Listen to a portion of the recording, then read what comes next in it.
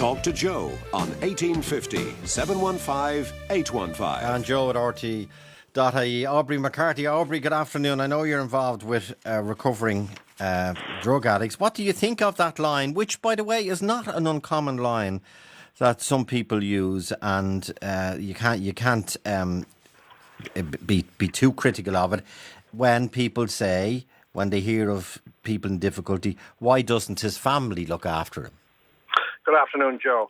I know the comment was perhaps meant to be well-meaning, but you're an elected member of our Parliament, the person who made the comment, and to say just why don't the family help the person out, it shows such ignorance of the situation. And if you examine the Irish context, most families in Ireland will know of some form of addiction in extended members of the family. And often it is the family stepping back that helps the person, the individual that's in addiction, to go for help. So often that can spur them on. So families interfering can, in fact, enable the individual to continue in addiction. I noticed you mentioned Maureen O'Sullivan. I wasn't aware of the Dáil debate, but the one TD that is mentioned, Maureen O'Sullivan, I met her through coming out. She volunteered on the No Books outreach bus before Christmas, and she gets involved with the homeless people. She takes their names. She finds out, is there anything she can do to get them accommodation? But the issue that she raised, which is an interesting issue, and that is because of the avalanche of response, the big summit in the Custom House, and the insistence that every hostel make every bed available and that nobody should be homeless, that the unintended consequence is that people who are in hostels trying to be clean, to use that phrase, that's the wrong phrase, of drugs and drink, are now being... The temptation is there because people who are drinking, and obviously they're not drinking in the hostel, but who are drug using on the street, now come into the hostel, and that could be, she said, there was selling of drugs in some hostels.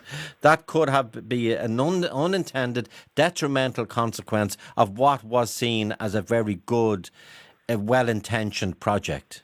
And I agree with her. And the reason I agree is because she has seen it through when she was with us on the bus. She sees the people that even though they're homeless, often homelessness and addiction are intertwined. Not always, but often they're intertwined. And I know with our graduates from the Tig Lynn programme, if we had given them a house or an apartment 4 or 5 years ago, rather than deal with their addiction, those houses, those apartments would be gone. So the premise should be to project work the individual and find out what has brought that person to use alcohol or abuse drugs, etc. And then get to the nitty-gritty of that. And that's why programmes such as Merchants Quay, such as Cool Mines, such as Tig Lynn, get and deal with the individual, and then hopefully you have an individual who was begging at an ATM machine two years ago, standing on stage at a graduation ceremony, holding their kids in their arms because they have dealt with their addiction also home. Coming up to 8 minutes past 5 o'clock, there were heated exchanges in the Dáil yesterday as the Taoiseach responded to questions about homeless drug users in an issue that may be an unintended consequence of the recent pressure to provide emergency accommodation. Independent TD Maureen O'Sullivan said there has been a serious breach of duty by ministers, the HSE and Dublin City Council, because drug-free homeless people are being mixed in with those still on drugs in one facility. And we'll hear from Deputy O'Sullivan in a moment. But the Sinn Féin Cork North Central TD, Jonathan O'Brien, hit out at Taoiseach Joan Burton saying she hadn't a clue, saying he has a brother who's homeless and a recovering heroin addict who can't get rental accommodation and has been forced to go back into a hostel where drug taking takes place. Now, his comments, unfortunately, were off microphone, so there isn't a proper tape recording of them. But here is how Deputy Maureen O'Sullivan put the issue to the Minister. I just want to read just a couple of things from somebody who was living in that hostel, a heroin addict for a very long time, 15 years on methadone, but 2 years ago, because of going into a treatment centre, became drug-free, and for the past 20 months has been alcohol and drug-free and living in this particular hostel. And he makes the point, the last month, when all of this reconfiguration was being discussed, has been the most difficult and challenging. The change has left many people at great risk. The timing of the changeover was disastrous. It was at Christmas, which Christmas alone presents a high rate of relapse. His great fear is for his fellow addicts in the house that someone will lose their life through relapse. He says, I've been through many services in my time. I've learned what works and doesn't work. This house is a perfect example of what doesn't work. He attends 12-step meetings which tell him to avoid people, places and things connected to drug use, and that's been impossible to do with the reconfiguration that went on. And that was Maureen O'Sullivan in the Dáil yesterday, and Deputy Maureen O'Sullivan is on the line now. Good evening. Good evening. Now, I know you don't want to name the facility you were talking about, but tell us about this facility and the work it does. Well, I'll start off by saying that I met a group of about 14 or so young men and women some months ago through a project that they are all connected with and which is supporting them in their recovery. And I don't know whether you've met anybody in recovery, in addiction, and to see people who have changed their lives around and who are, back in education or back working or in a training scheme. And I could say to a person, they all wanted to be able to give back to others who hadn't started that journey yet. And at that stage, some months ago, they were very fearful, they were anxious because they felt that there were changes coming which would mean they would have to share accommodation with those who were actively using. And in spite of, various meetings and this being brought to the attention of the authorities in the hope that it would not happen, it did happen at Christmas.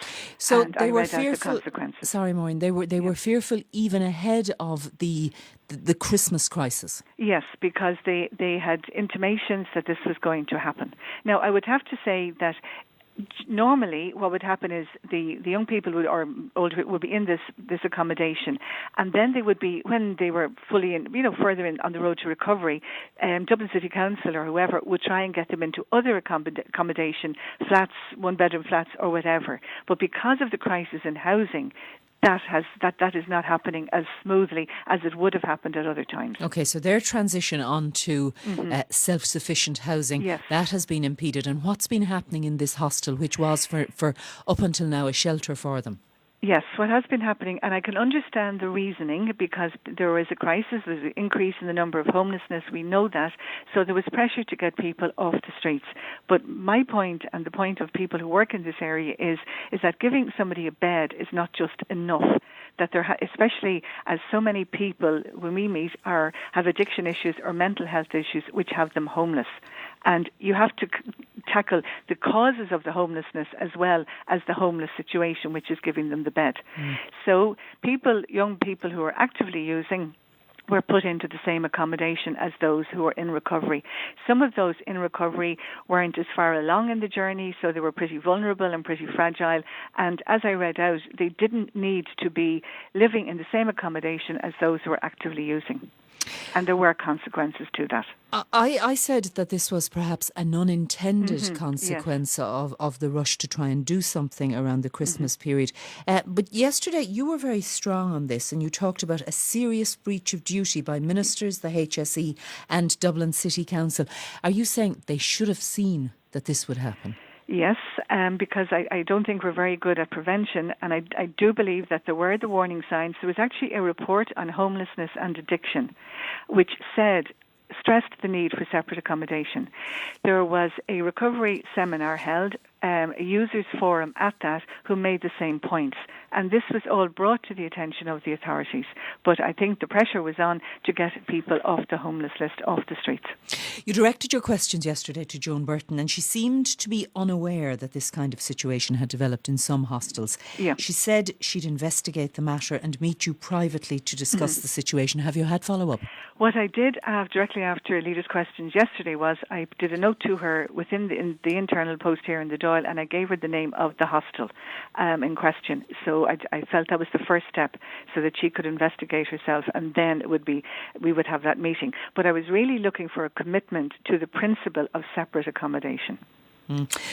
What do you want the Dublin Regional Homeless Executive to do? Do you want them to guarantee non-drug use hostels, like similar to perhaps dry hostels? Yes, I think that would be, if we could get a commitment to that principle, I think that would be very good. And I understand the need for wet hostels as well, because some people may not be ready to start that journey. But once they are ready, I think that's where the supports have to go in. They are, and I think what's exacerbating as well is the other issue with homelessness, which is because of the rent situation. So that's adding to the, if you like, the more traditional type of homeless person, and that's putting enormous strain on the services. And I know I was in the homeless section in Parkgate Street before Christmas. I know their commitment of the staff there. I know how hardworking they are, but they do not have the accommodation that's needed. But the answer is not to do what they did with this particular hostel. We asked Dublin City Council, the HSE and the Department of the Environment for comment, and I see the HSE has now come back to us, and I'll just read what they've said. They've said considerable care and attention is being paid by, and they've blanked out the name in relation to this hostel, to the young men and women residing here. And then they say the real emphasis must be on ensuring that long-term housing needs are addressed as quickly as possible with visiting supports as required. You wouldn't dispute any of that, but no, I wouldn't. Your question No. is about the timing. It's the timing, and it is the fact that you do not jeopardise those who are in recovery, which is what happened. All right. Listen, thank you very much for joining us. That's Deputy Maureen O'Sullivan there, who raised that issue in the Dáil yesterday. It's 16 minutes past 5 o'clock.